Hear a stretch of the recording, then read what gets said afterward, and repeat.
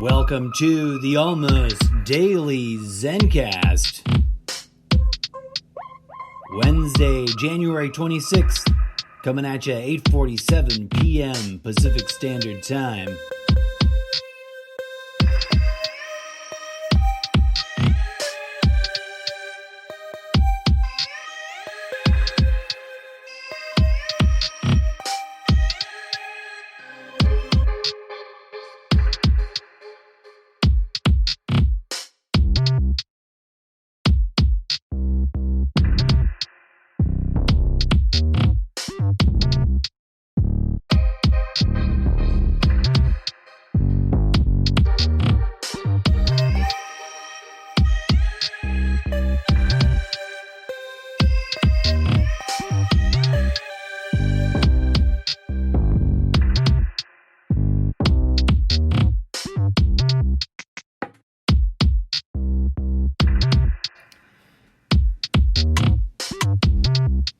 Urban Skies Shining, DJ Zed, UK Drill Remix Live.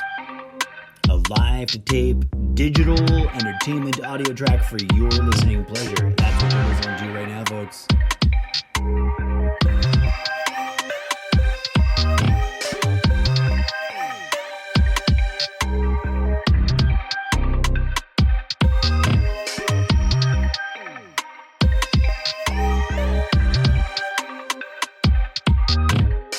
Hello and namaste.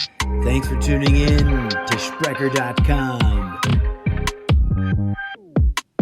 and the almost daily ZenCast. I'm your host, the Incorrigible MrZeppo, and today, folks, we're in for a special treat.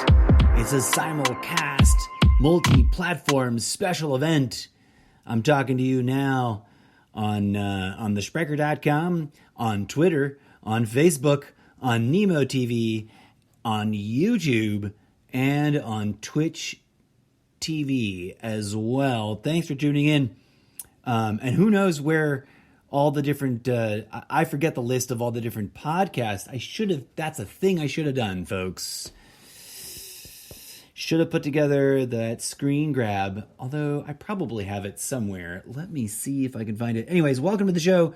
This is the Almost Daily ZenCast, featuring original robot dance music engineered by DJ Zed, the literary fictional character from my series of books that you can read on Wattpad. We got newer, longer episodes, newer, shorter episodes, more original electronic robot dance music for you and your listening pleasure. What was the other thing? Well, we'll leave it right there for now. Welcome to the show. This is a special experimental show. We're simulcasting live with the video stream and live across the Sprecher platforms and all the things they distribute to. And I'm doing something I've thought about doing for years and haven't brought myself to actually do. And that's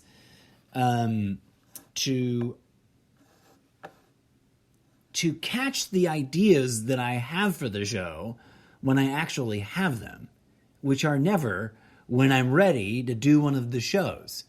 But before we get going on that craziness, let me check in. Thanks here for her friends.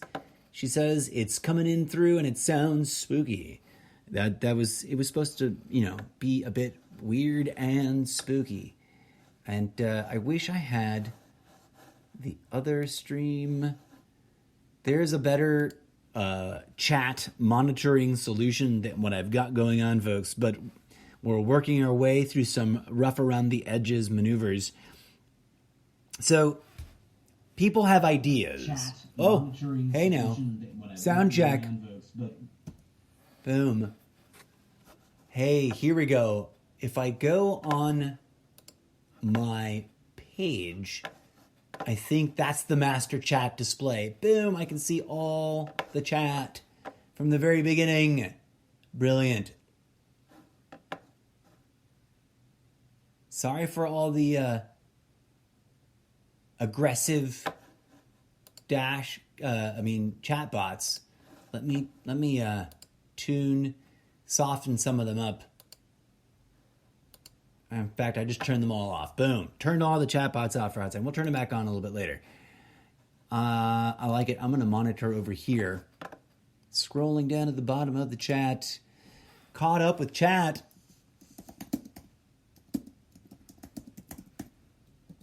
I don't know who's still watching, but and I don't know who's tuning in to listen to the podcast, but it's going. We're going full steam. Full steam ahead, friends. Welcome to the show. Like I was saying, it's a multi thingamahoo doodle dad event. A multi-platform content creation project this Zeppoverse is. And as a creative individual, I have to share with you one of the weirdest issues and then how I try to fix it today for the first time after years and years of contemplating it. Ideas come at me. Great ideas, awesome ideas, the best ideas, ideas you haven't heard me ramble about. Lo and behold, and if you've been listening to my podcast, which has been on the airwaves of the interwebs for 5 years, you know that I can ramble on for a bit.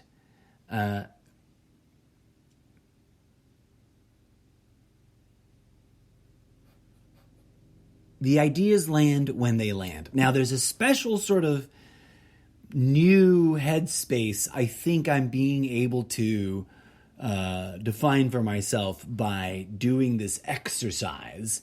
God, I look hideous on screen. The light is too bright. I need to tone that down, but now I'm overanalyzing it.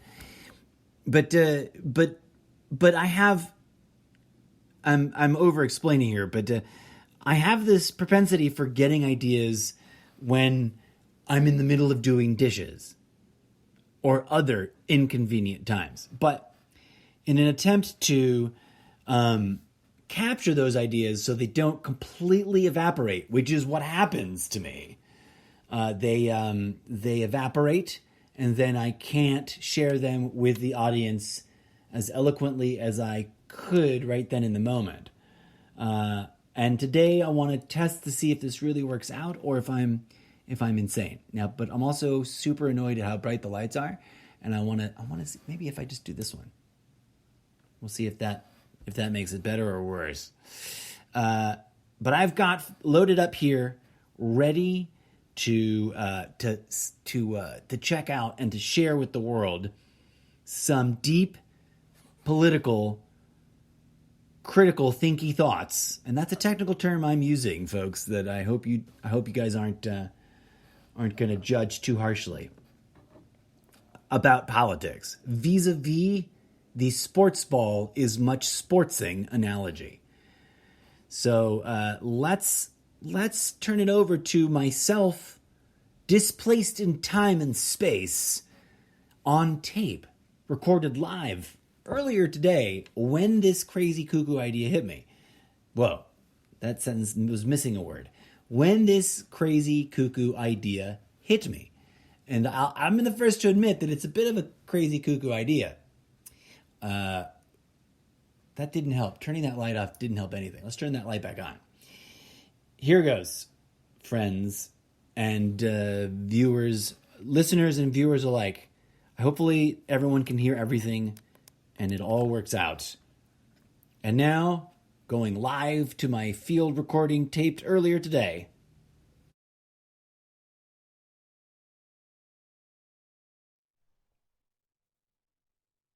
The Incorrigible MrZeppo here, with a quick field note to introduce the new gimmicky feature, Field Notes with MrZeppo. It's just a way for me to capture the weird, crazy, random thoughts that come to me at inopportune times, way before I'm ever in front of one of my content creating platforms to splurt it out. I'm a very spur-of-the-moment thinker, and an idea will come at me really strong and hard, and it'll fall out of my mouth in a very detailed way. And if I don't capture it right then, if I continue doing the dishes, for example, just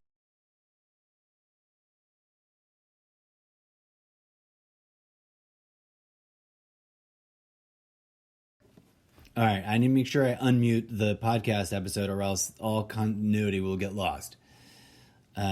As I was just saying before I realized I had not unmuted that mic, this issue is truly deeply problematic to me. Because as I just shared, these thoughts come sometimes, like, for example, a short story idea with a title and an image and some kind of hook, some kind of entree.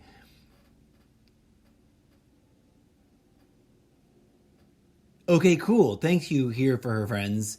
Thanks for being my audio testing feedback facilitator. And yeah, okay, cool.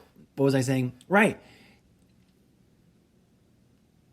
It's truly caused me great distress throughout the years that I've lost to the ether, to the sheer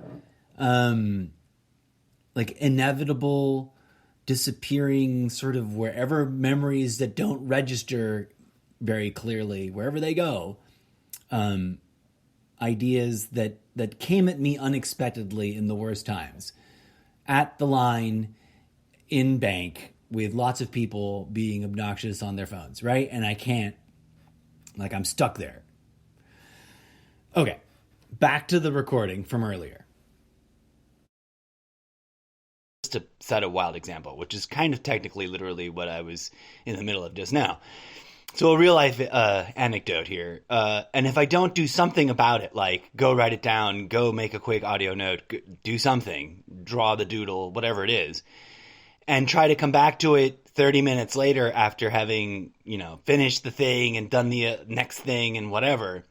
Or if I try to pin it in my head to be like, oh, I should talk about that on the podcast. I can't tell you how many wild, crazy, silly thoughts I've had at some point during a day where I wasn't sitting in front of my podcast platform and thought, oh, I should say that on the podcast. And then, I don't know, did I ever say it on the podcast? No idea. But then the thought comes back to haunt me in the shower or something, or taking a number 2.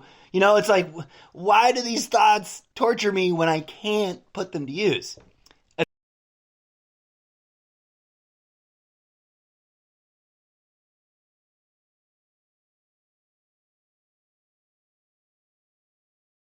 When I'm just checking to make sure that the live stream audience on Twitch and other platforms can hear the podcast content also when I play it. I did set up this mic to be really close to this device so that it would catch it.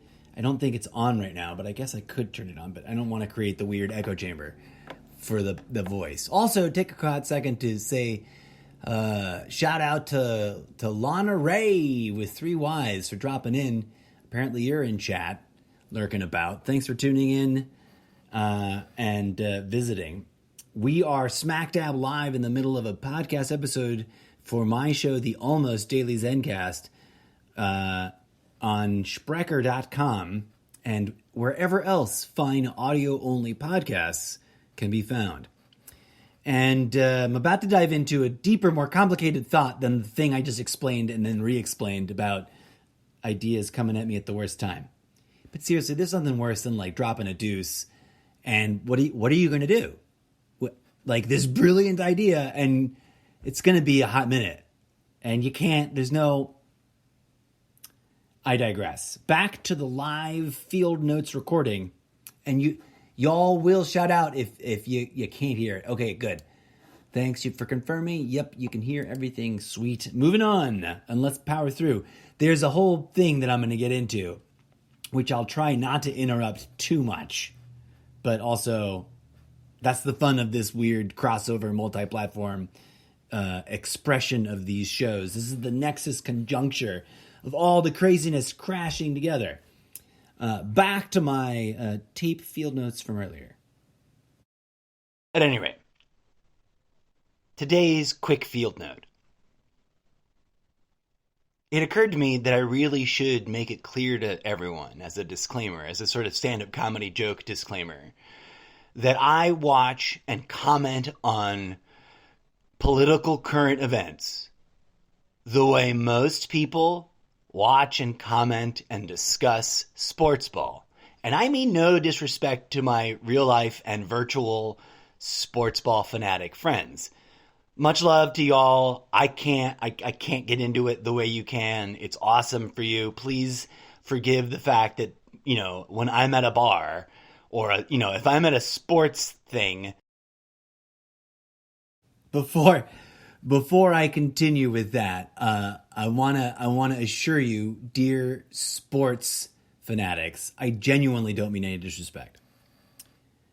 I'm just trying to establish absurdist analogy.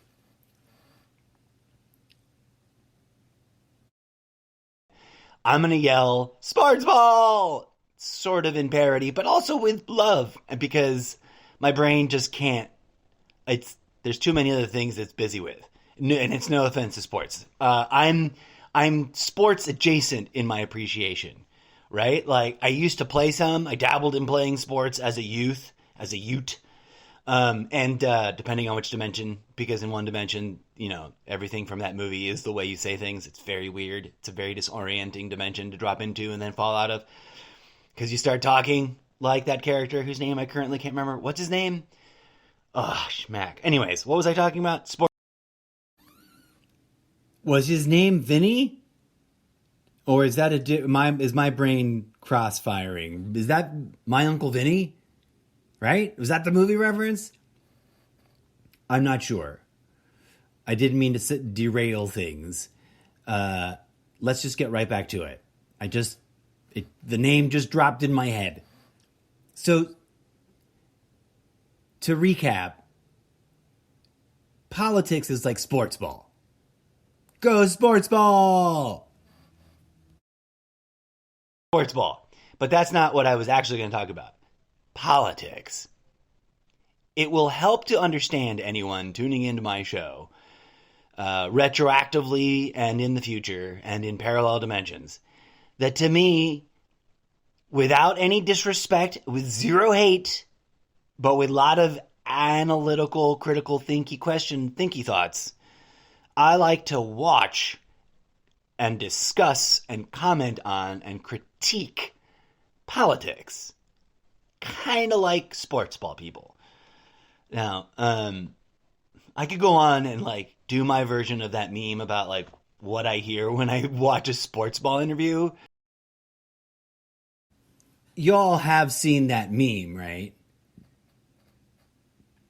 And as always, like the honey I forgot to get at the grocery store yesterday, there's one thing on the list that didn't make it into my prep pile of file management activities that I engaged in throughout the day today.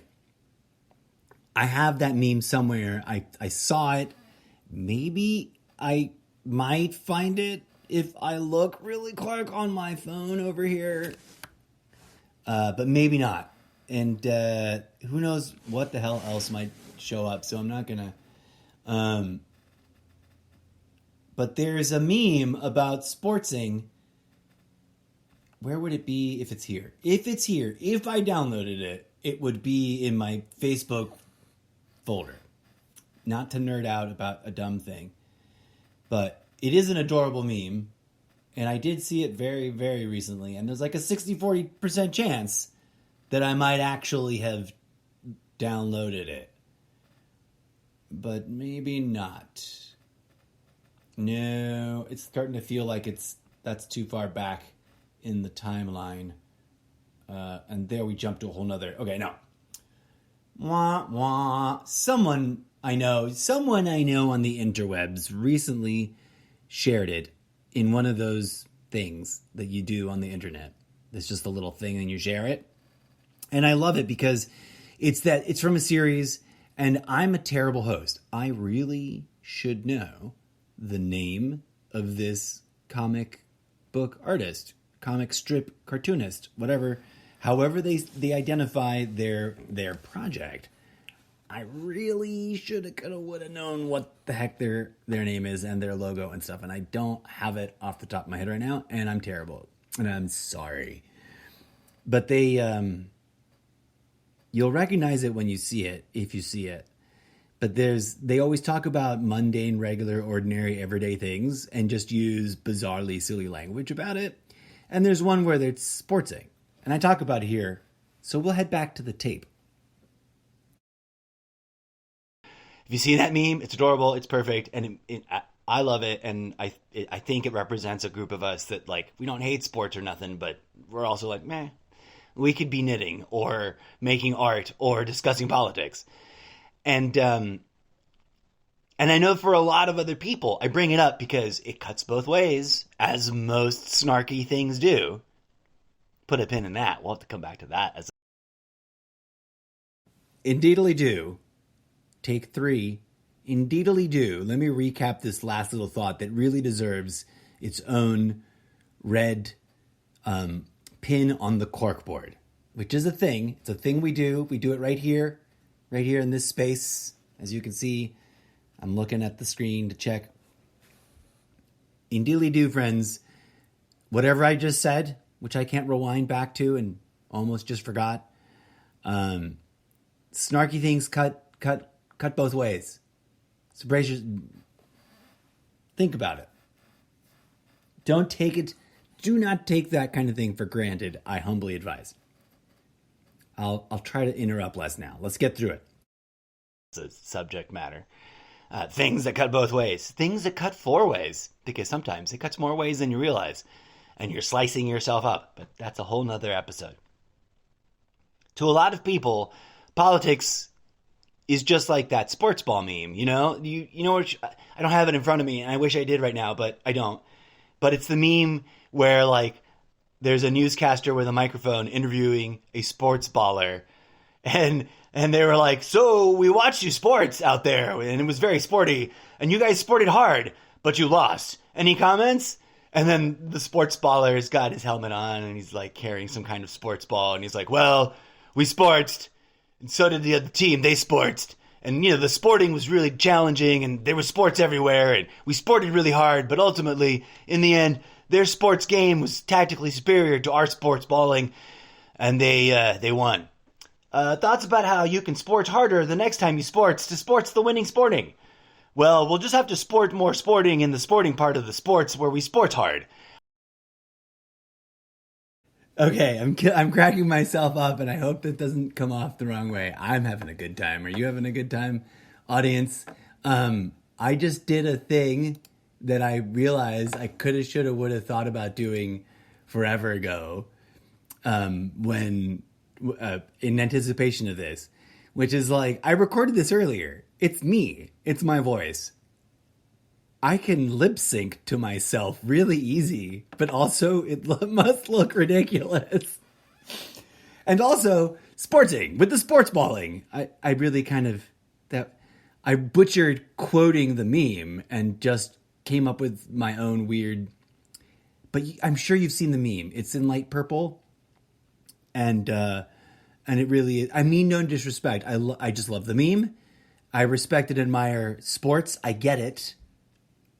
I get why people love sports. In fact, we talk about it here because I'm trying to draw an analogy that does really, once we get through it all, you realize is quite applicable to the entirety of my podcast over the past 5 years, and etc. So, without further ado, back to the thing, and I may or may not either interject in real time or lip sync to myself just to be weird, because the idea is sitting here not lip syncing to myself. I had a moment thinking, like, if someone tuned into just that part right there, would they misunderstand and think that I'm some sort of ventriloquist act? I'm not. Okay, the podcast audience is like, what the hell is he talking about? There's video involved now, Sprecher.com, audience podcast land, which you don't have to migrate to if you don't want to. But on occasion, not every time, not every day, it's going to rotate and cycle through. We're going to do these crossover events like this one, and I wanted to be able to put all the... And my ultimate goal, I don't know if I can do it, and I might try to do it right now. In fact, shit, I thought about trying to do it right now. It's like, can I go on the Instagram Live right now? Because isn't there, like, Instagram Live? Instagram Live. I can't believe I'm trying to do this. There it goes. I'm going to do it. I'm going to just go checking connection. Here goes, folks. Welcome to the madness. It's the multiverse madness. Hey, Instagram Live. Instagram is telling me that we're telling your followers that you've started a live video. What's up, Instagram Live? Welcome, audience nation. Kyobale Rodrigo Rocha, my stepbrother from another mother and another country and dimension. Welcome, Aaron the Warrior. What's up? Wave. I'm going to wave at you guys. Boop, boop. So now I'm on all the platforms at once. I can't wave at Rodrigo Rocha for some reason, or I just waved at him a bazillion times. Greetings and welcomes to the multi-platform simulcast. I am now on Instagram Live. I am on Sprecher.com, which you can... I'm going to show Instagram Live the tour. Here we are on Sprecher.com. Look at that. I can show that over there too. We're on Sprecher.com. We're also on Twitch, which is restreaming to Facebook, to YouTube, and to Twitter, and to Nimo TV live at you. You were here, Rodrigo Rocha. Thanks for dropping in. Now we can chat. I know you don't have to stay and watch if you don't want to. This is just a fun experimental edition of the live streaming madness, and I would have plugged that in. But thanks for checking it out. Thanks for joining. And this is gonna be horrible, awkward moment of terrible. I'm not being glamorous, and it's probably making all kinds of awkward noise, and it probably sounds bad. Let me tell you one thing, folks. If there's one thing that I like to return to, is that you can rest assured, as you are witnessing here right now, live in real time. You're going on Twitter. Okay, I'm not on Twitter, so maybe your chat will show up there somehow in one of my things. But check it out. Let me know. Drop a note. Let me see if it shows up in my main chat surveillance portal over here where I can monitor the chat. Kapow. We're live. I'm regrouping. So Instagram Live, I apologize. You kind of missed the opening bit. You're the final entry into the multi-platform live streaming. I want to take over the interwebs. I am probably achieving mild annoyance to some folks on the interwebs, but you'll forgive me. You guys on Instagram, whoever's joining now, you may have missed the opening bit, but we're also live on the other streams, and we're mid-discussion about an analogy that I caught on tape for myself earlier, because the idea landed in the middle of doing dishes, and and it took me the rest of the day to get ready to go live on the interweb. So here we are. We're recapping that. That's the recap. Boom. And we're jumping back in. Hopefully, Instagram, you can hear okay. Okay, my mic is live. Good. Because we're going to be playing. We're going to do a little replay action on Sprecher.com over here. Switching over to the tape to continue to our analogy, which, to put it as simply possible, politics is like sports ball.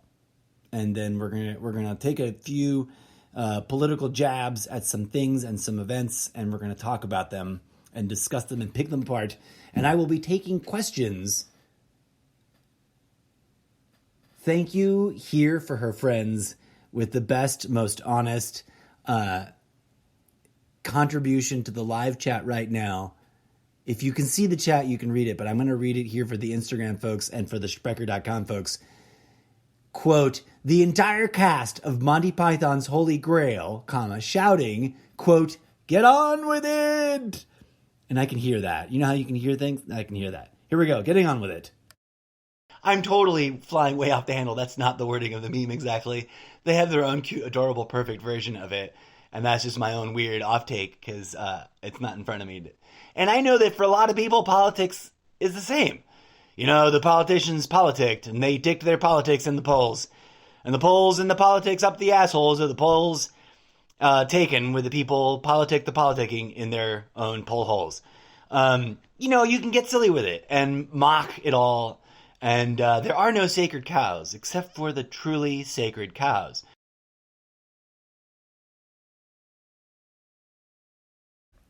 And I don't want to omit Sprecher here. Put a pin in that. There are no sacred cows except for the truly sacred cows. An episode for another day.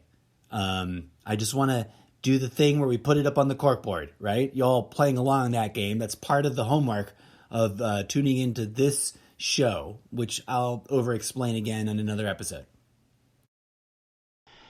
And at least my sports team did make a golden effing idol statue, miniature bobblehead thing of its preferred president. It only coincidentally elected a president that purely, like, impossibly maybe by design, who knows, some cosmic giggle is happening, looks like a puppet from a ventriloquist act from like 15 years ago. The resemblance is uncanny, and Biden fans, no disrespect, but seriously, I cannot remember the stand-up comic's name or the puppet's name, but I made the meme because I hadn't seen it yet, and I'm sure others made the meme, but, or maybe I found a meme right when I was about to make it. Sometimes that happens. I'll be like, I gotta make a meme about this, and then I'll be like looking for images to use to represent the meme, to like compose the background for the text, and then I'll be like, oh, someone just made that meme. It's pretty much exactly spot on. But I reel it back, friends, which is what I mean when I say I digress. Let's digress a minute and also do some live behind-the-scenes commentary. I realized I forgot one important page or scene for the setup here. And I'm going to patch it together live, and you're watching my ugly mug hands iPad full screen, so we can look at the things and just listen to one bit of audio. We're going to go boom, and now we're in darkness. Let's put it over here in bio break. Although we're not really on a break. We're going to put this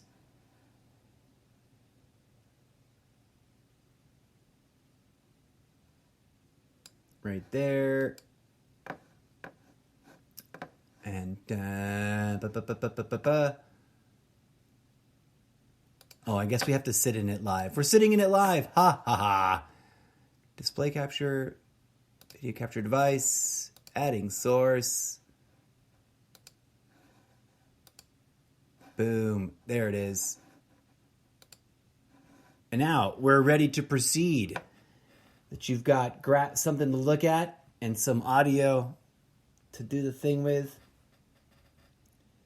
Oh yeah, those are some memes for a little bit later. We're going to put it on that. Boom. Proceeding with the show. So,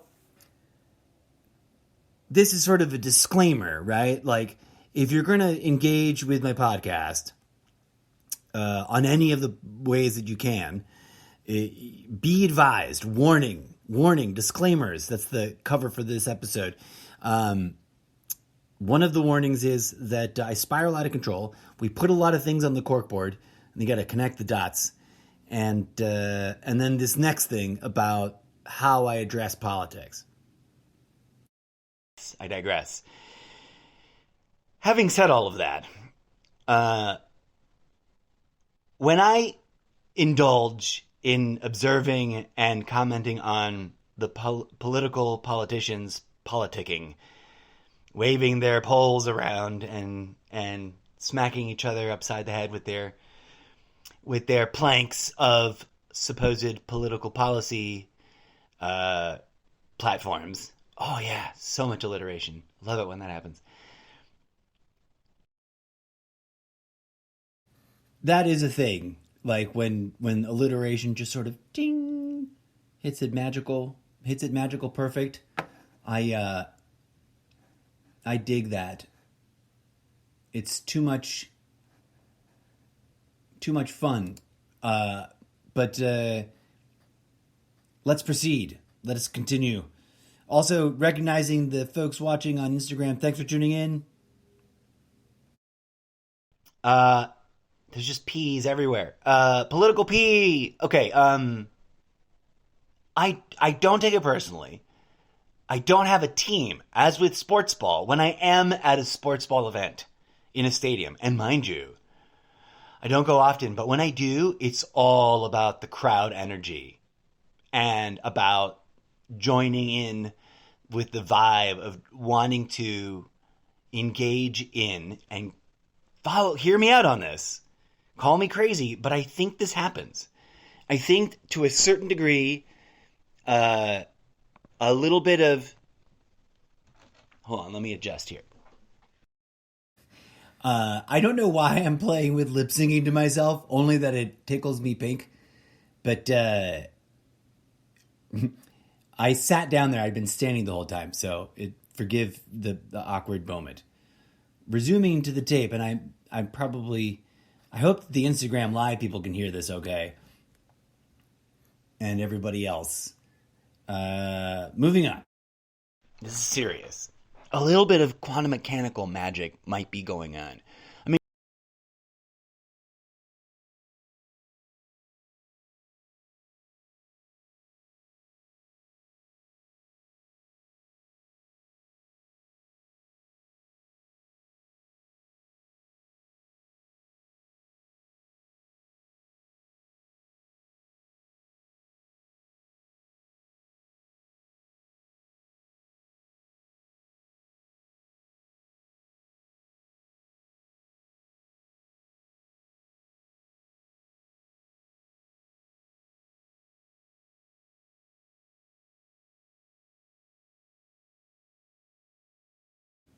and keep it rolling this time. Get through the main portion here. I mean, you get 5,000, 6,000, 10,000, 50,000. I don't know what the last... I should look it up. The last sports ball event that I attended live in my actual physical body avatar at the thing with other people, whilst engaged, since I was not driving at all, I was totally catered to that day by my friends and family. It was delightful. And I mean, I don't mean catered to. It's not like I was the ringleader of this group. I was there tagging along with other folks, engaging, and we were down in that, what to me looks like a relatively huge sports ball arena that dwarfs the Coliseum. And I stood in front of the Coliseum, and it's massive.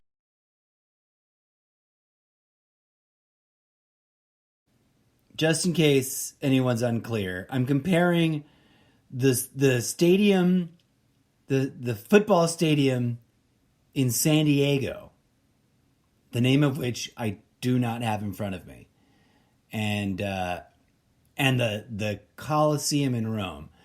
I could be wrong. I could be a total idiot. And I talk about how I'm not sure how accurate my brain, but from having walked around in front of it, thank you for that. I've got a message in chat that says it's probably Qualcomm Stadium, and maybe you can do this favor here for her friends, because I haven't, and I'm about to talk about it like an idiot. As I get sidetracked in this recording, I'm just now realizing. And talking about which one I think is larger. And I don't know if anyone's following along on Instagram or if this is reading clearly. But Qualcomm or the whatchamahoozle in Rome. Which one's taller, bigger, and seats more people?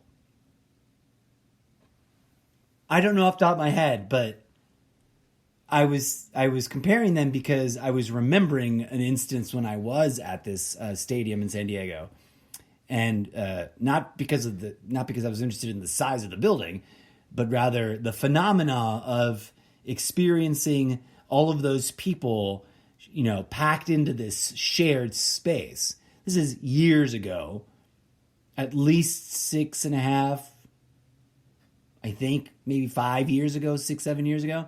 So long before the current circumstances that make this sort of thing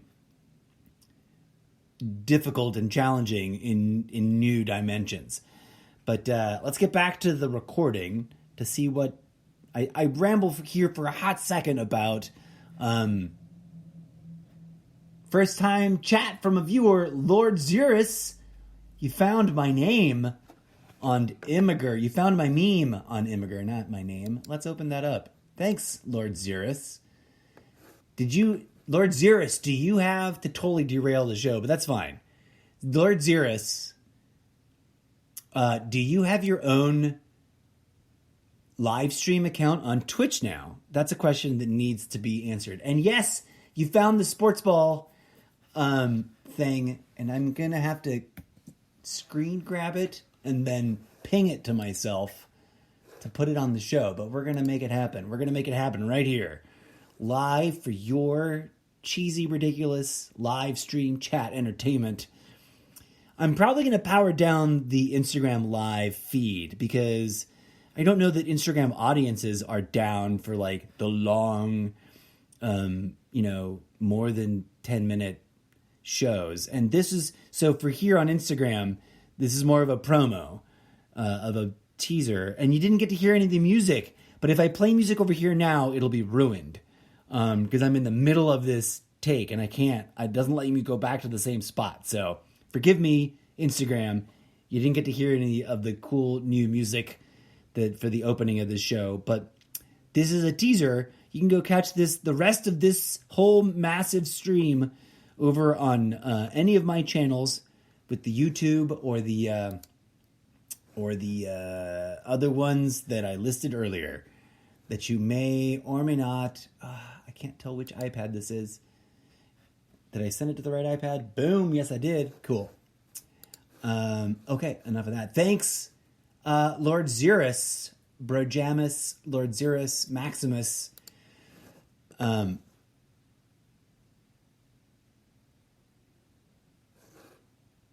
Cool. Thanks for joining us, Lord Zerus, and congratulations on launching your Twitch stream channel. And I find it's quite awesome to multicast and send, the endless babblings and all the other creative stuff. I know you're more into scripted story narrative shows. You've got a thriving, exciting adventure time video collection on your YouTube channel, Lord Zerus, which you're more than welcome to drop your link in the chat for posterity. Okay, I digress. Ciao, everyone on Instagram. Thanks to whoever dropped in, because we're going to drop out. Oh, hey, Rusty Zane Jane just joined. Wave to Starseed. Wave to Rusty Zane.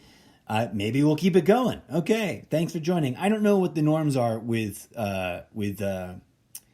Instagram Live, and I wish I could just bundle it all together so you could be seeing the same thing that everyone else is watching. But for those of you watching on Instagram Live, you're missing out on all that, whatever that is, all that business over there. But next time, tune in to the full experience over on Twitch stream or YouTube or any of the other ancillary, secondary, tertiary platforms it gets distributed to, and just search Mr. Zeppo.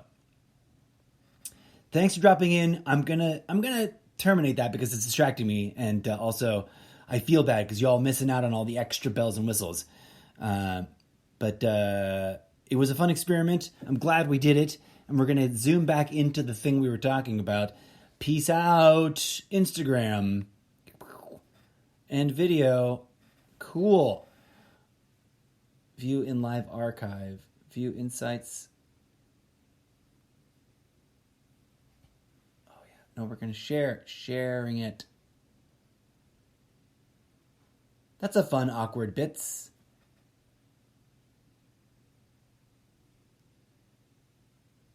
No, let's pick a cool.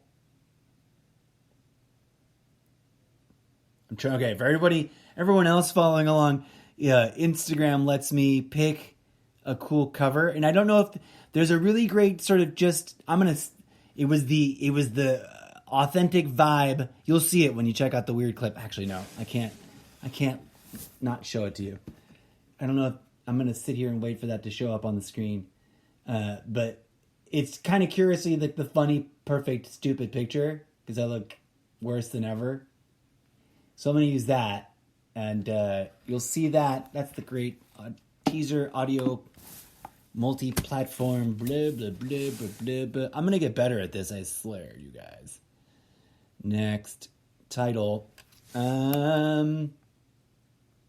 Multi-platform crossover live promo.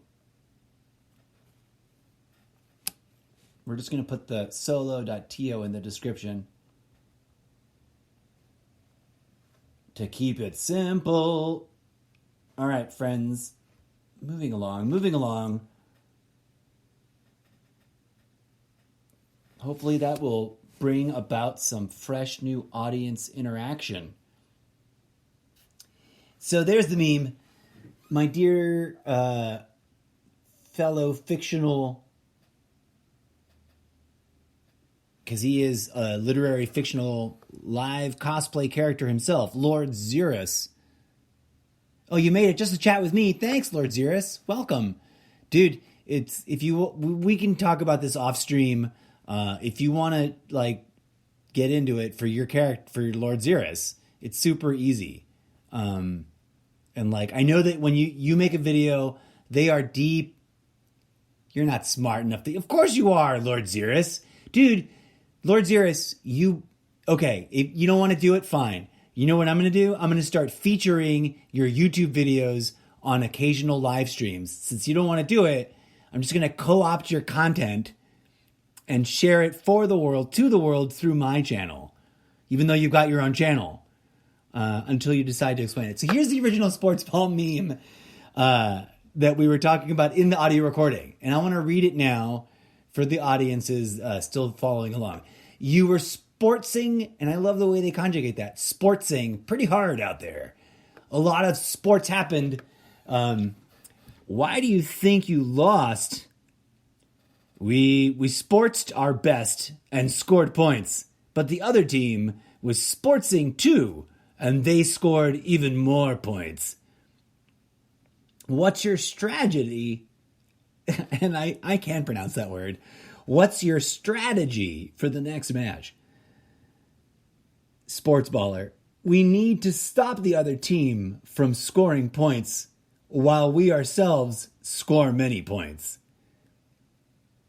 Newscaster. Now back to the studio for 10 hours of sports analysis. And then, okay, this is why I'm really super glad.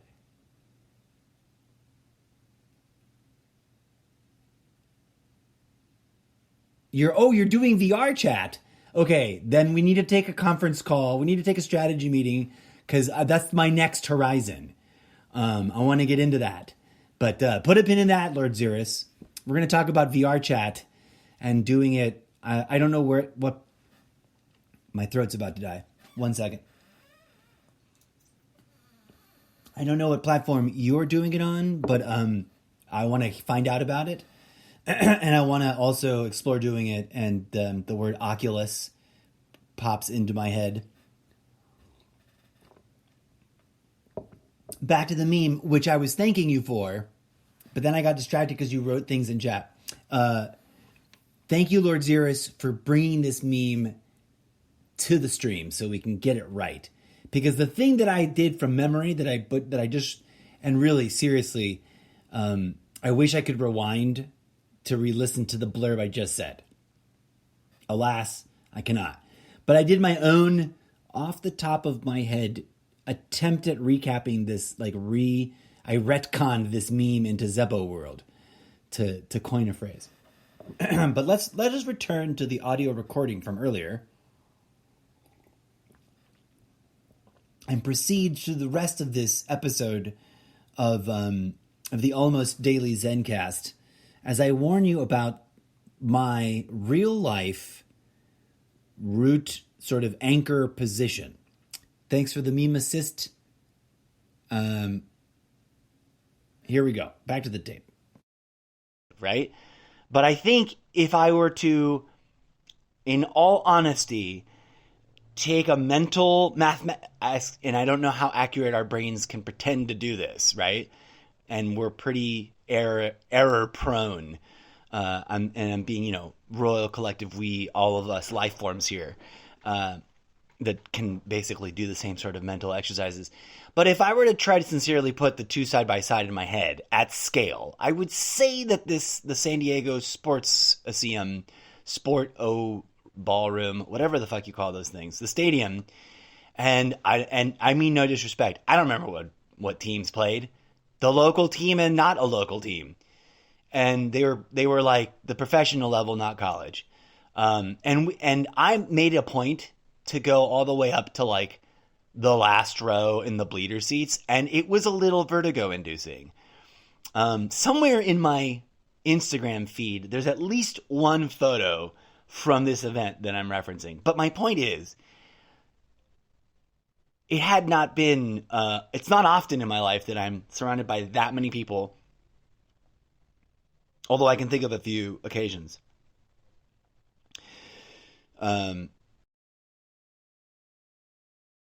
Update to everything. Here for her friends did the digging, and Qualcomm Stadium, 70,561 seats.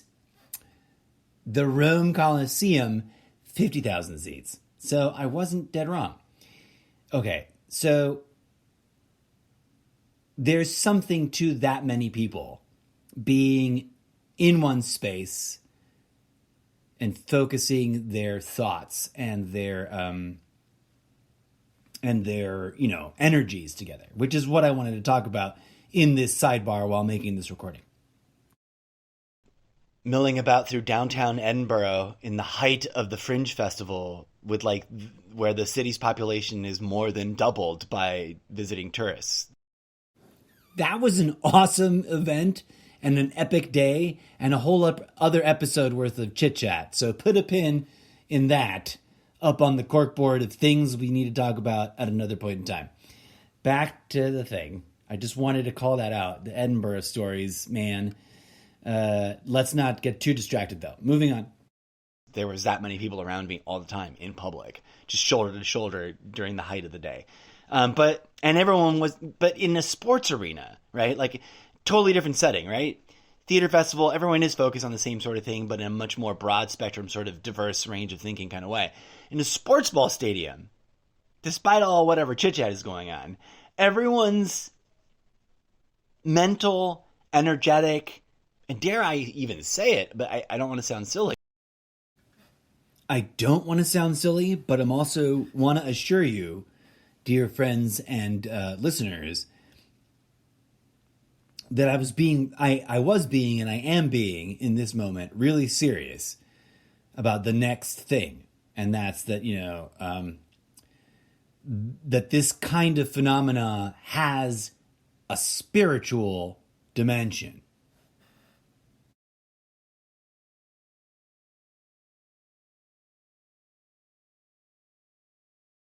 Whether they realize it or not, for those conjoined hours that they're all there together, their spiritual focus and attention, and therefore flow of energy on all those levels, physical, body, mental, intellectual, emotional, psychological, there's different levels of our being that we underappreciate.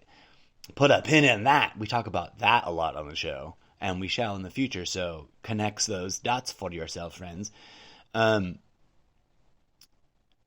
We focus all those things, and for a really heightened period, it's all about helping our team win. And it's one of those things that's part of sports culture that I admire and respect, because it borders on an acknowledgement of collective psychoactive manifestation without crossing the line, because why do we have fanatical sports enthusiasts that, whether you want to call it a belief or whatever, some sort of religious attitude towards the sporting event, they feel the undeniable compulsion to fulfill certain rituals, whether it be dressing up and doing the war paint makeup or whatever it is, because there's all kinds of ways that idea is expressed by sports enthusiasts.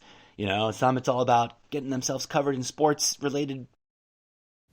I realize we're having technical issues, so I've got to pop through to fix that. Sorry about that. And I realized there was an instance of this before. We lost the audio connection because there's a missing feed in the setup, and I just didn't proof it, but we're back. So we're talking about, in the recording, I was talking about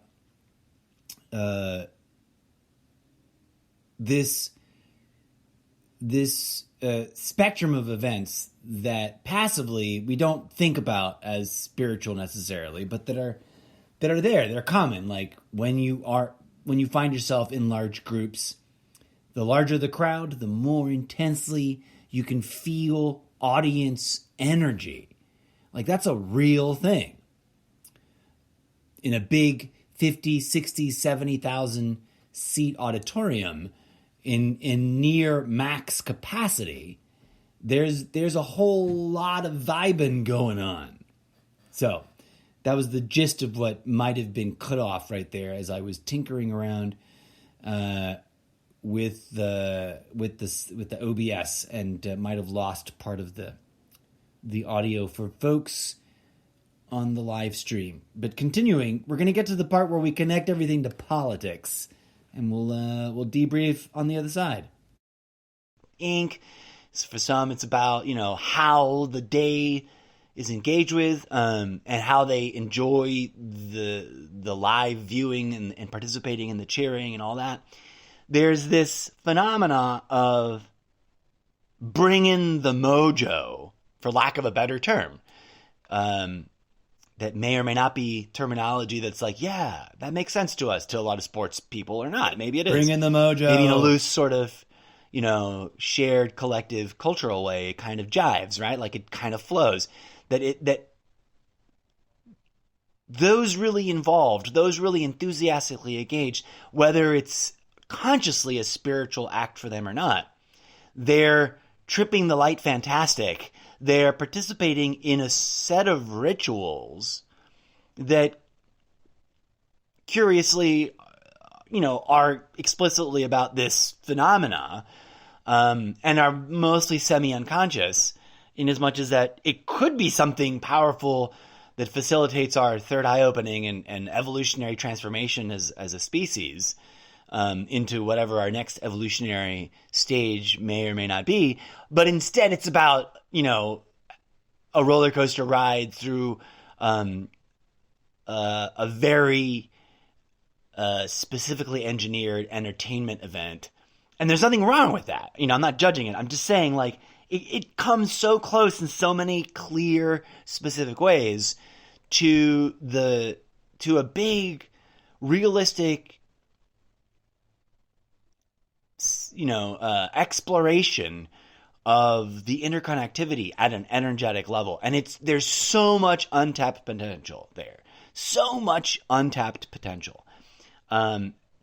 Comparing and contrasting similar experiences in my mind throughout the course of my life and my real life experiences out there in the world, in massive theater venues, in humble small theater venues, in massive organized religious spaces, and in humble small local community religious spaces, and everything in between.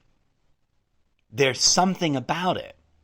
And I correlate that to the larger public discourse phenomena of politics, akin to sports ball. When it comes to politics and political discourse and public discourse and observing the words and resulting actions, and critically, importantly, the policy taken, the policy enacted, the policy debated, the policy obstructed, the policies that failed to, the entire, trying to steer back to that, because we're so far afield from really it being a genuinely authentic public discourse debate to build consensus around sensible federal and state and local level policy. Put a pin in that, friends. Am I right or am I right? Let's pause and kind of unpack. So, the political playing field, if we can call it that, is far adrift, in my humble opinion, from being concretely, specifically, earnestly, transparently, authentically about real, meaningful policy, public debate, and discourse. And as you may have noticed, I'm a stickler for words and how they get used and what they are supposed to mean. And when I say public discourse, as we discussed in the opening meme earlier, I don't mean arguing and fighting, right? And of course, I say I and I say me, and I don't mean to speak from an egoic place. Therein lies the problem.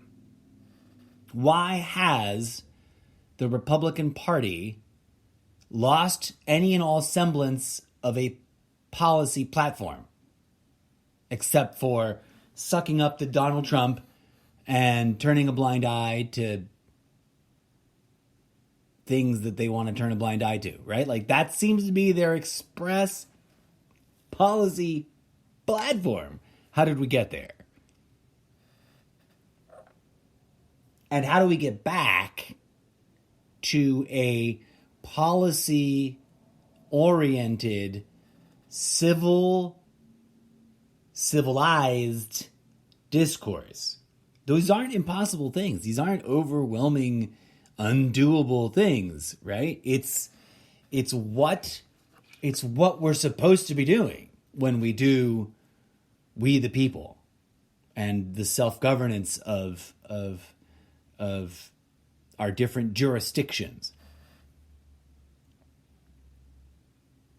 Okay, let's see where I take the conversation next in this audio recording. That's what it should be. That's what it could be. That's what it ought to be. That's what it's supposed to be.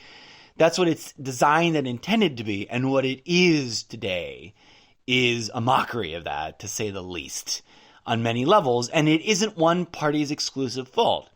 Anyone running around with that in their heads needs to take a big step back and wonder what tribalistic conditioning got them there and go, maybe my side isn't as virtuous and true as any other. But put a pin in that, because that's been discussed quite a bit, especially in Good Morning Trumptopia. I humbly invite you to check out, in your own preferred fashion and order, all of the previous episodes, and of course, stay tuned for more.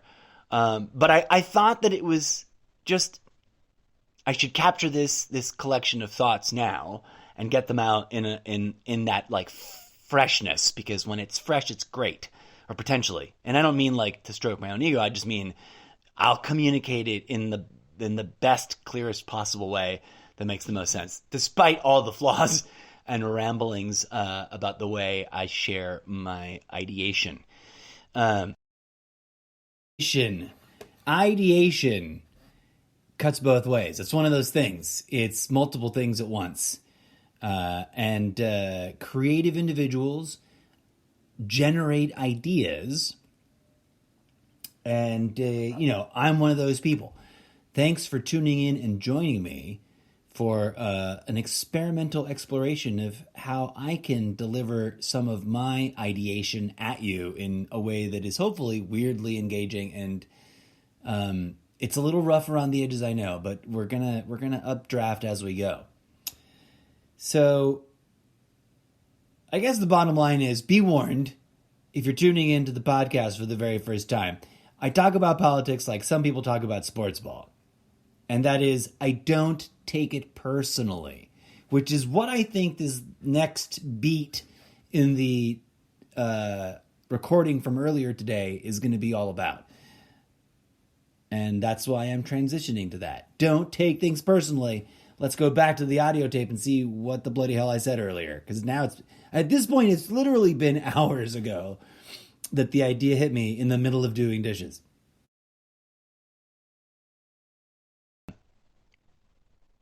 I'll hand it back to myself live in the studio for any further extemporaneous thoughts on this matter. But I wanted to point that out and make it clear that it is a counterpoint to the way a lot of other people engage with politics.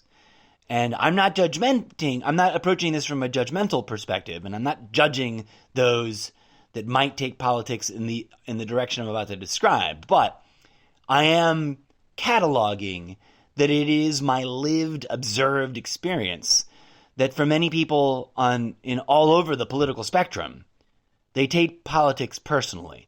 It's part of their personal ego, personality, cognitive identity. And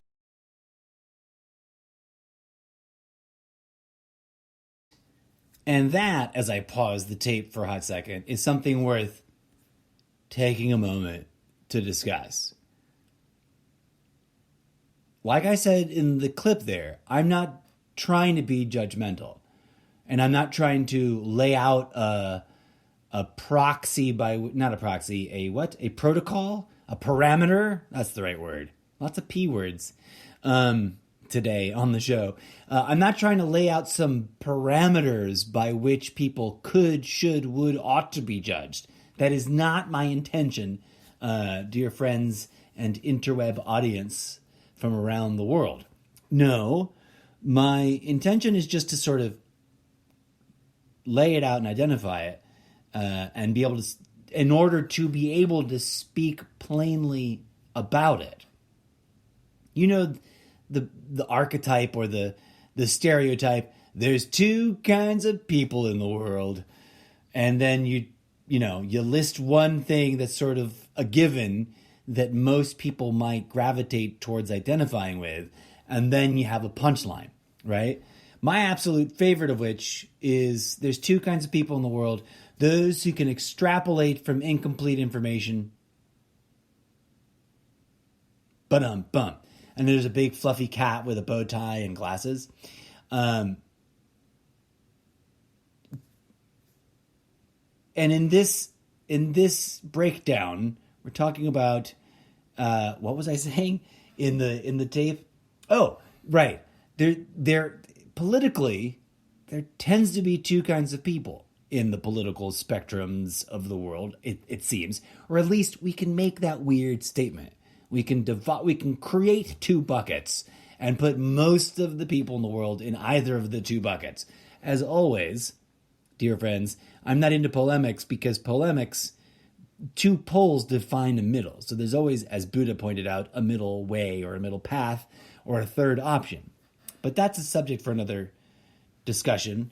The two buckets we're tinkering and unpacking and discussing right here and right now are simple and blunt and kind of obvious, but worth actually discussing, in my humble opinion. People who take politics personally and people who don't. I'm not trying to indicate that one group is better and superior than the other and the other group is inferior and should be sublimated. No. We should be aware, though, because that'll help. Like, look at where we're at. Peace out, sibling. Thanks for dropping in. No worries about needing to bounce. You're more than welcome to go at any point in time. So there I was talking about things and stuff, and I lost my track because I checked in on the chat, which I should take a hot moment to do for reals over here in the chat portal of this side. Okay, well, poo. So we should take note that those things are different for people and that people will take it personally in different ways. It's a whole nother level of nuance. I say this because honestly, I noticed in myself the lack of realization that I would vacillate. Because you know what? As I like to say on the show, as I've said before, and I'll probably say again, human individuals are not monoliths of singularity. So sometimes the same individual is going to be in a place where they do not take their politics seriously, personally. They may take it seriously, but they're not going to take it personally. They're not going to let it, impact their soul, or at least they think they're not. And then the same person in a slightly different context, at a slightly different point of time, at a slightly different day, might take their politics very personally and in a deadly serious kind of way. And mindfulness about this is something we could, should, would encourage a return to, like public awareness. Because it's one of those, a lack of mindfulness about this is one of those things that that might be contributing, or a contributing factor to the extreme and extreme what's the word? Oh, that didn't work. I was trying to tinker with a positioning of the thing, but maybe if I dick around with this, we'll find out. We'll see if I made it better or worse. But okay, so I belabored the point. Let's get back to my recording as we're rounding the corner and most of our way to the end there. And arguably, dear friends and fellow life form families out there that might be tuning in, whether you're a cybernetic artificial life form from another dimension or a carbon-based ambulatory talking semi-conscious movie camera for the divine beings. What was all of that I just said in the tape there? Semi-conscious ambulatory speaking TV cameras for God, or Oculus people goggles for the divine. Put a pin in that. I have, over the course of the past 5 years, discussed that quite a bit on and off, and I'm sure we'll return to it, but I'll leave you with this. I humbly suggest to you that is not on the, that is not beyond the border of crazy cuckoo town impossible. That is within the realm of how one might describe this experience that we're in. And if we are, to try and connect some threads here and weave a more holistic image here as we round out to the end of this endurance jam session, this late night, I forget what time it is. I had totally lost track of time today. If we are divine vessels for consciousness, to put it nice and simply, then maybe, just maybe, taking politics super personal is a habit we might consider questioning, reinvestigating, revisiting. Not because it's bad, not because we're judging it, but because in all the ways that it might bring about a sense of camaraderie, a sense of belonging, a sense of purpose, it might also bring with it pit traps and problematic issues and addictive, maniacal, ego trap behavior, et cetera, and things like that. let's return to the audio tape to wrap up this brief review of our field recording from earlier. Or anything in between.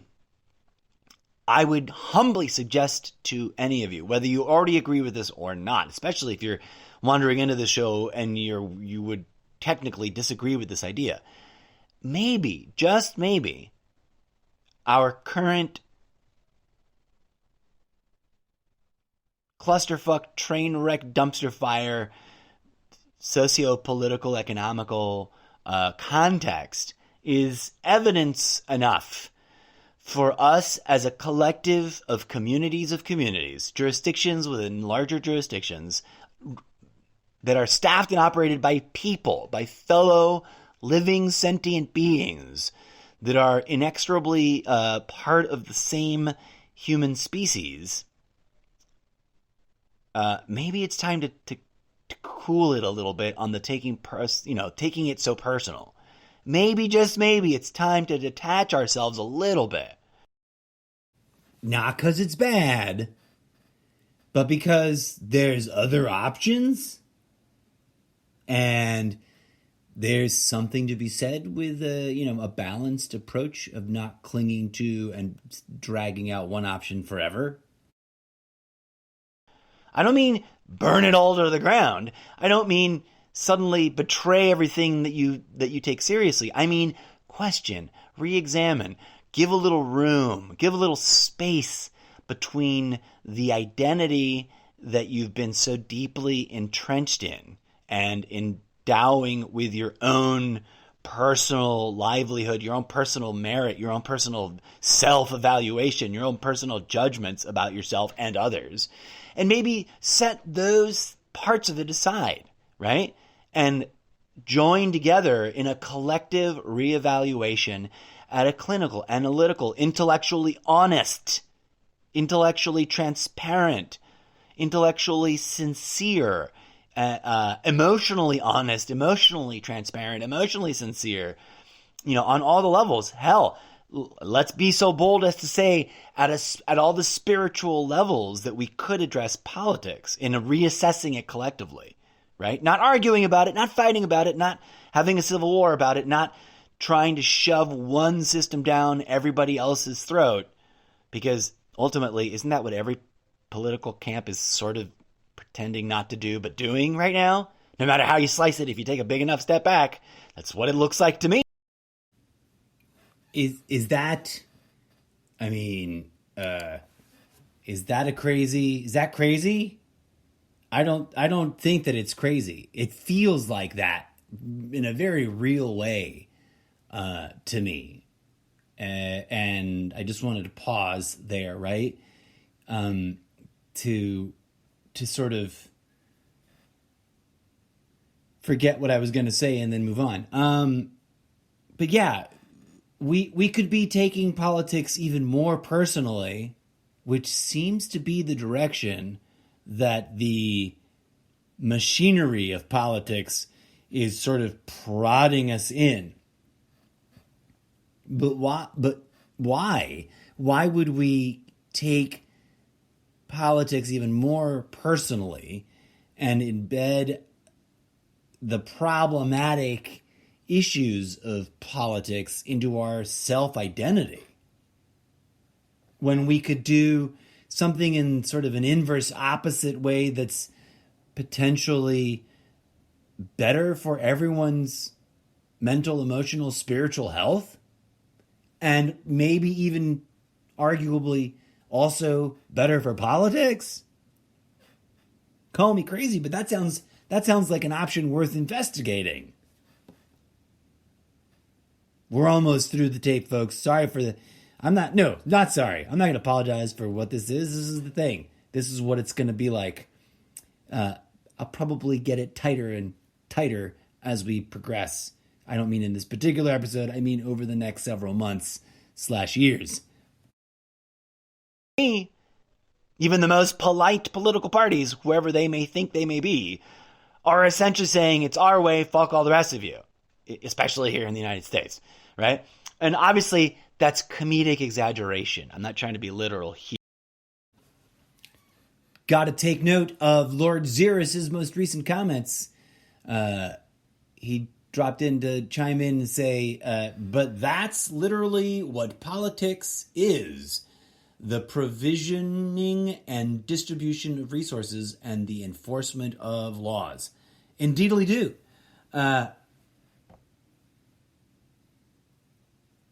I'm just trying to throw out there, like spaghetti against the exposed side of the refrigerator that might stick the notion of re-examining politics and including, and I'm trying to pick my words very carefully, like including a spiritual authenticity, not spiritual marketing content, not pseudo-religious dogmatic talking points, but an authenticity that is spiritual, the way we have intellectual authenticity.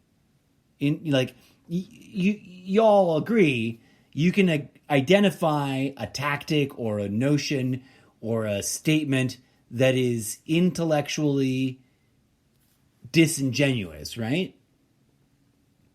For example, I can think of from memory of something that came up in a conversation between myself and an online acquaintance, and we had a bit of an adversarial, but jovial adversarial vibe going on, and he was poking and prodding, and I was asking my questions like I do, and we got to a point where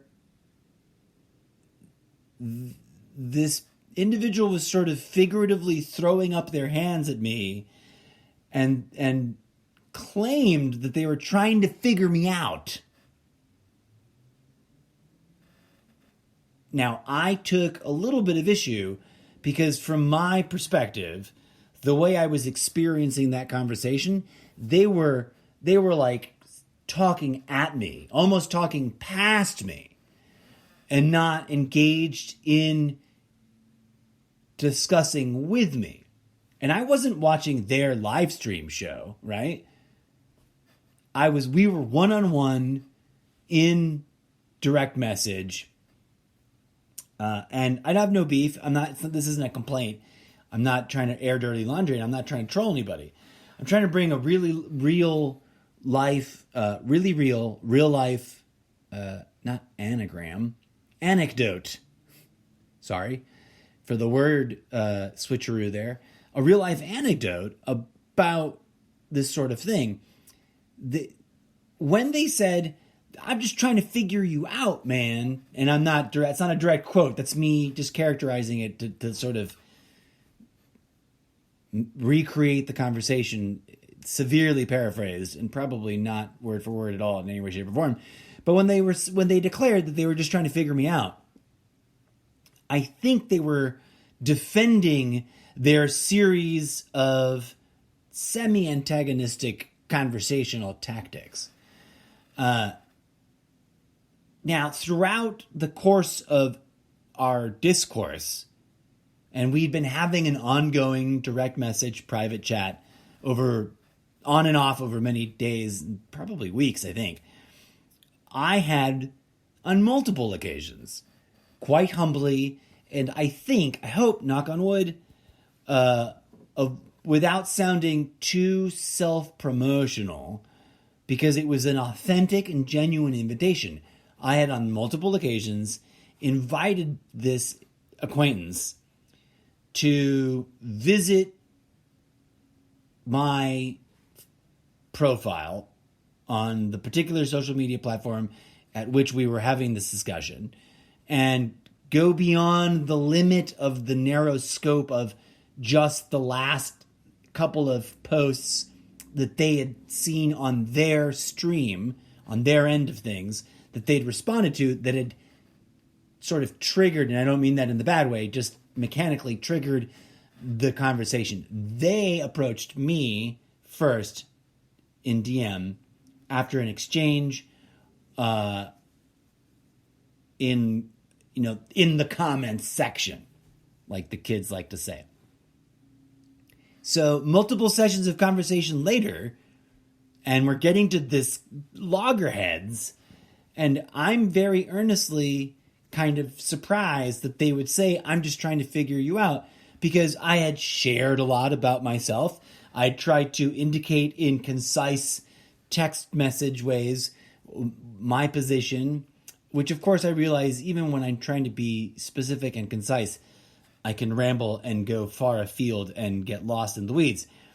And I had, like I said, repeatedly invited them to check out my Instagram, to check out the different things that I post, to visit my podcast, not because I'm constantly hyping and promoting the podcast, although I guess it kind of ends up sounding like the same, but because truly and genuinely, this has been where I have shared and will continue to share my deep, authentic, legitimate, sincere, unadulterated, unabashed, unscripted, radically unscripted, if I may. Like, some days I don't prepare at all.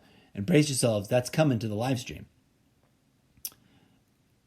But they are my real, sincere thoughts about the real world, current events, socio-political, economic trends, talking points, curiosities, and other phenomena, with the specific perspective of trying to weave together a thread or a path of discussion about the intersection of all those things with this nexus of a spiritual, cosmological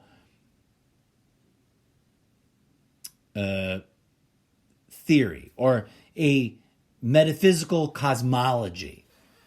That's the best way to put it, right? As it says, where was it? Let me switch to the proper scene. Let me take you without the other distractions here. As it says over here in a thing. Oh, I don't have the podcast one set up. Oh, yes, here it is. Boom. An experimental freeform talk radio style audio blog podcast entertainment show listened to in over 20 plus countries. A fractal mystic podcast. Oh, you can't see the bit that I really wanted to get to really talk about. That's the main actual profile page of the platform on Sprecher. Exploring the radical intersection of politics, society, and transcendental spirituality. And I talk about politics like other people talk about sports ball. That's the main thrust of this rambling, crazy podcast episode today. Let's finish up this tape finally and see what else ridiculous things I said, and we'll wrap it up finally. Here, but I'm also trying to be kind of real, folks. Let's take a step back and reassess politics from a spiritually sincere, spiritually honest, spiritually transparent perspective. Intellectually, spiritually, emotionally, physically, in all the ways that would matter. And we can put several pins up on the corkboard as I've teased and often promised and yet not quite delivered a special series episode on ideas such as reevaluating our supposedly sacred, not so sacred documents upon which all of our governance is established, right? Not in a tear it down, destroy it, antisocial kind of way, because that would be highly traumatic and kind of counterproductive. And besides, the last 10,000 years worth of bloody, violent, revolving door history kind of should prove the point that maybe, just maybe, that's a highly inefficient way of achieving political, socio-economic, evolutionary development. Is that too crazy of a thing? Let me ask you, friends and international viewing audience, is that too much to ask for? Honestly, is it? I don't think it is. I think it's the right kind of thing to ask for. And I know that's all of that is way, way easier to say than achieve. And as Lord Xeris points out, because they view compromise as oppression. Ooh, that's a searing critique, and I can't disagree that many folk out there, for either consciously or unconsciously, on purpose or by accident, do indeed conflate oppression with a bunch of other things. But we'll have to put a pin in that. Put it up on the invisible corkboard on this blank space in my screen, because we'll have to... I think I've sort of touched on themes adjacent to that in past episodes, and I'm sure I'm going to want to return. One of the other things that I've promised and teased a special series episode about is on election reform, a subject that, was mildly controversial 5 years ago, 10 years ago, and is now a hotbed of redonkadonk debate because, all the things we've been discussing in real time as they've been happening regarding the most recent, set of claims about the 2020 election coming from dear old Donnie Trump. Let me review the text to make sure I'm not missing anything else. Lord Xeris, you are smart enough to Twitch. Don't forget to tell me about this VR chat stuff. Lord Xeris also said, I think a lot of people are being spiritually honest with themselves and are being fascist as a result. Wowza. That's, I gotta copy paste that, Biznatch. You just melted my brain a little bit because you're right. And did we or did we not just talk about somewhere in the audio recording about things that cut both ways and things that cut 4 different ways as an exaggeration?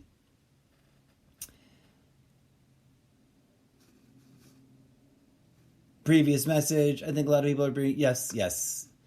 Thank you sorry for the weird lag and the redundancy. But that's quite the powerful assessment, which I'm going to copy paste and save for further contemplation. And thanks for that contribution, Lord Xeris. It most certainly is something we have to address, that people think a bunch of things are oppression that reasonably sort of sound believable and that people can buy into, but that maybe technically aren't, right? And of course, there's all the parody rebuff commentary about it. My favorite is, of course, the age-old tyranny of pants, but which we can put a pin in that. Yes, dear friends and other listeners, of course, there's such a real thing as oppression. And yes, even subtle, even apparently benign things might trip the tyrannic light fantastic and stumble across the line into true oppression. But also, can we be goaded into fear-mongering each other and ourselves into thinking we're being oppressed when we're merely being moderately inconvenienced? A lot of people will jump down your throat for trying to split that hair. A lot of people might judge that as fence-sitting, or they probably got cooler, more And yes, of course, Lord Xeris, you just had to break out the big super duper deluxe controversial word. I don't know if the internet is being as hypersensitive about that word as it was in the middle of last year. But yeah, vaccines, wedge issue, engineered and real. I mean, those are two different things, what I just said. An engineered wedge issue and an authentic wedge issue. And those two things, I think, get conflated and confused, which causes just hither more problems. But I'm not trying to end this show on a big rabbit hole talk about vaccines. So respectfully, let us put a pin in that and put it up on the corkboard, whatever direction, wherever the cam is, the right spot over there. We still have like a few inches of footage on this audio tape from earlier today, which is beautifully unpacked itself into a delightfully long podcast episode and ever so slightly delightfully longer live stream episode. Let's see what we can wrap up with here and try to string together multiple things and interconnect them. Right? Maybe if we took a step back, took it a little less personally, and address it all with a little more intellectual, spiritual, mental, emotional, physical integration, mindfulness, clarity, and dared each other to be really honest about calling out the malarkey without devolving into political infighting or political party fighting about whose fault it is. It's everybody's fault. Let's just leave it at that. I don't know why I find it hilarious to lip sync to my playback, but I do, and maybe I'll make that a feature. Maybe that's what's going to make me famous, is that I... oh, wait, too many ideas at once. Friends, we have to bring back and re-normalize being able to discern between malarkey and real ideas that might be fringy and, bunk, like straight up cuckoo. We need to be able to say what we think. We need to be able to say what we believe without devolving and falling apart into mindless, monkey, poo-flinging, childhood, bully tactic, in-your-face, cynical, slimy one-upmanship.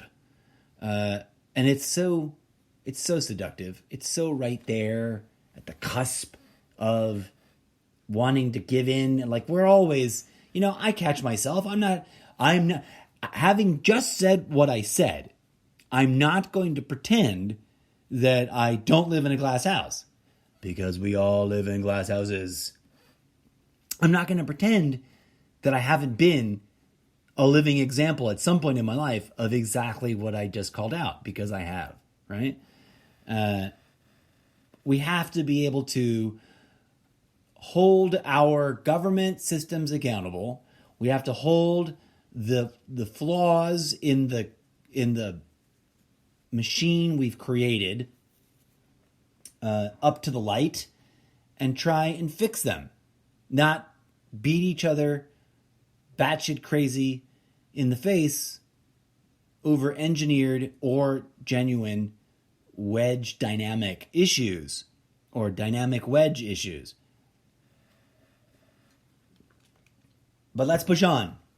As an audience member said earlier, in the voice of the entire crew of Monty Python, get on with it. Back to the tape.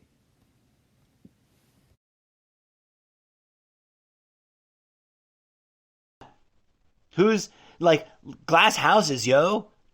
Put a pin in that discussion, because you could do a whole 2-hour episode on the glass house throwing stones. What do you call that? Anecdote, spiritual anecdote, political anecdote. But I digress. I was handing it back to myself live in studio. That's our first installment of live field notes, quick live field notes. Mr. Zeppo, this is Mr. Zeppo signing off. That may or may not have worked the way I wanted it to, but it was truly a learning experience, and I am deeply humbled and full of gratitude that you joined me for it. And there should have been more music.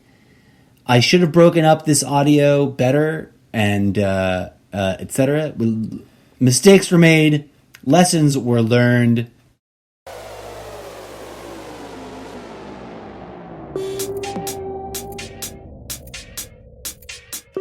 Here's a little music to sign off with. DJ Zed pre-mod mix take 1. Netherworld Nights. A remix live to tape, Jack and House genre, audio, loopified, engineered entertainment track for your listening pleasure.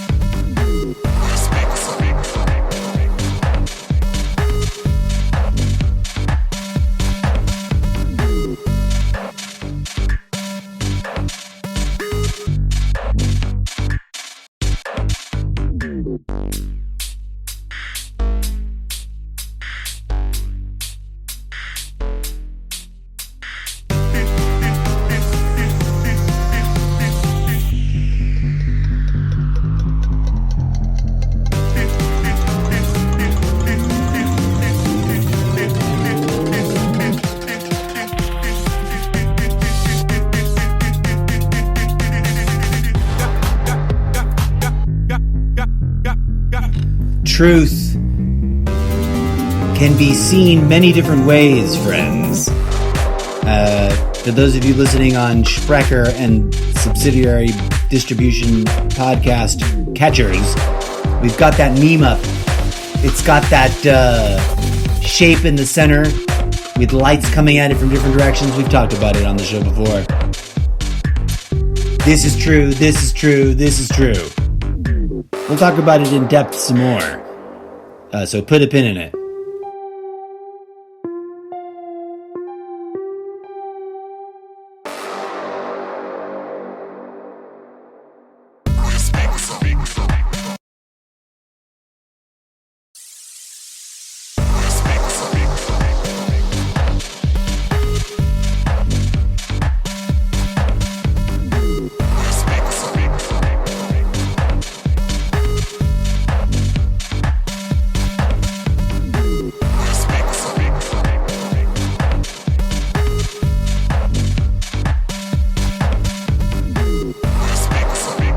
This has been a production of C-Tag Studios, a totally imaginary production.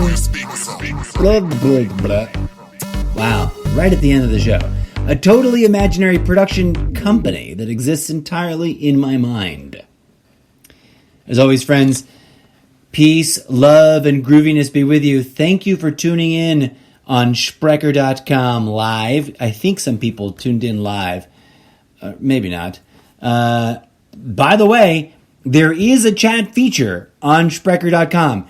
We will be back at you live on Sprecher.com and the fine podcast catchers, independent of the live stream, on its own rotation and schedule. So stay tuned for more.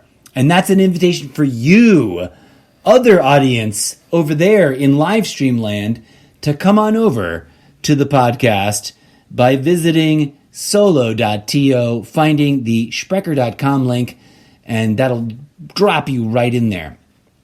So you don't miss a single beat. And they aren't always as ridiculously meaningless and fluff as this episode was. Although I think we talked about some pretty cool things.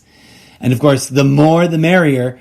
the more people in the chat, the more we get some interesting audience engagement. That's the long-term trajectory for this project, folks. So be sure to tune in and facilitate with some of that. Trying to click through to the thing, and I think I pushed the wrong one.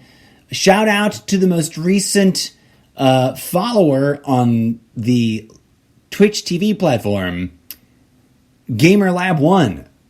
Thanks, you brought us over the line for 30 plus viewers and stuff. Do I want to put a little bit more music on? Let's do one last bit. No, I think we did. I'm supposed to put stop. I'm going to push stop now on the Sprecher.com. Peace out, folks. Thanks for tuning in. There's more to come. Visit the things. Follow the stuff. Like the Dealy Dads. And more. Be peace, love, and grooviness blossom in your heart. That's the thing. That's what I'm trying to say.